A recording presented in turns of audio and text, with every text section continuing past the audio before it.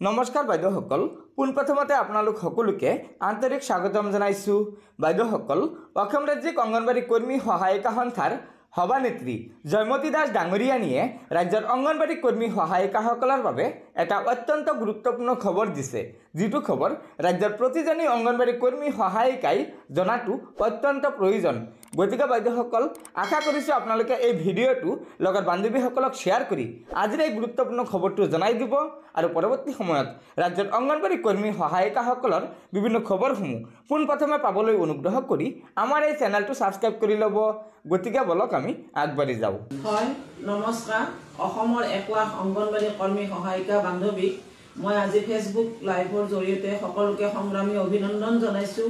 বৰ পৰিতাপৰ বিষয়, বৰ উৎকণ্ঠাৰে আমি ৰৈ আছিলোঁ যে আজিৰ বাজেটত আমাৰ কাৰণে কিবা নহয় কিবা এটা ঘোষণা কৰিব। অন্তত মহিলা আৰু শিশু কল্যাণ বিভাগৰ সঞ্চালক মহোদয়ে যিটো প্ৰপ'জেল 19 অক্টোবৰত এটা কাম কৰা মানুহ আছে নহয়, এই বুলি সকলো কাম আমাৰ হাতে কৰায়।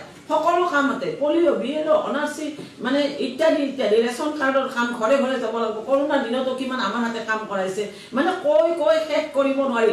নকৰে আমাৰ এইবিলাক কথা। আমাৰ মানে অহাকালিৰে পৰাতো আমি অসহযোগ কাৰ্যসূচী ৰাখিছে। অহা 15 ফেব্ৰুৱাৰীত অসমৰ 230টা প্ৰজেক্ট সমুদায় সকলোৱে যাতে মানে স্তব্ধ কৰি পেলাই CDPৰ অফিচবিলাক বন্ধ কৰাত আমাৰ সকলো বান্ধৱী যাতে আগভাগ লয়, এইখিনিয়ে কৈয়ে মই সকলোকে ধন্যবাদ জনাই পুনৰ মই বক্তব্য সামৰিছোঁ। ধন্যবাদ।